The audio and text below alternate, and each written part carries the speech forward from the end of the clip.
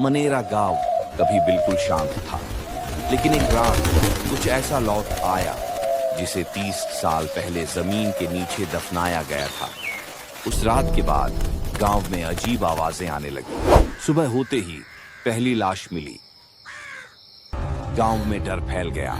लोग कहने लगे, मीना वापस आ गई है, अब हमें कोई नहीं बचा सकता। कुछ लोग बोले, मैंने सुना है अब वो और भी ज्यादा भयानक हो चुकी है, भगवान ही हमें बचा सकता है। डर के मारे सारे गांव वाले मंदिर के पुजारी बाबा के पास गए।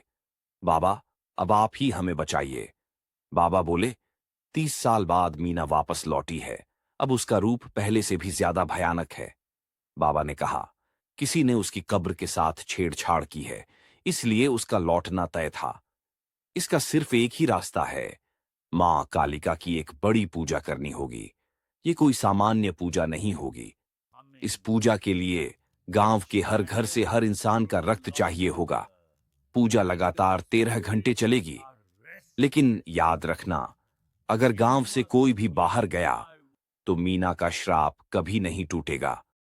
सभी गांव वाले अपना हाथ काटकर थोड़ा थोड़ा रक्त निकाले और वो रक्त पुजारी बाबा को दे दिया। पुजारी बाबा बोले, इस रक्त को मैं मां के चरणों में चढ़ाऊंगा। कल रात 8 बजे सब मंदिर आना। अगले दिन रात को सभी गांव वाले मंदिर में जमा हो गए। हर चेहरा डरा हुआ था। पुजारी बोले, पहले 3 घंटे का हवन होगा, उसके बाद 9 से 10 घंटे की और विधियां होंगी। बीच में कोई उठेगा नहीं। पूजा शुरू हुई। सभी पंडित जोर जोर से मंत्र पढ़ने लगे। गांव वाले हाथ जोड़कर बैठे रहे। अचानक हवा तेज हो गई। आसमान में बिजली गरजने लगी। पुजारी बाबा बोले, घी डालो, हवन रुकना नहीं चाहिए। तब अचानक किसी की चीखने की आवाज आई। पुजारी बोले, कोई अपनी जगह से हिलेगा नहीं, मीना पास ही है। चीखों के बीच भी हवन चलता रहा। तेज हवा के बावजूद किसी ने पूजा नहीं रोकी। 3 घंटे बाद पुजारी बाबा बोले, हवन संपन्न हुआ। आज की रात मीना कुछ नहीं कर पाएगी। सब लोग घर जाओ, रात को कोई बाहर मत निकलना। मैं बाकी विधियां पंडितों के साथ पूरी करूंगा। सभी गांव वाले अपने अपने घर चले गए। दरवाजे खिड़की बंद कर ली। मंदिर में सिर्फ पुजारी रह गए। पुजारी बाबा सभी पंडितों के साथ मां कालिका की पूजा करते रहे। देखते देखते सुबह हो गई।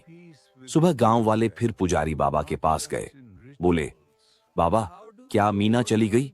पुजारी बोले, मैंने उसे सिर्फ शांत किया है, वो गई नहीं है। अब अगली प्रक्रिया शुरू होगी।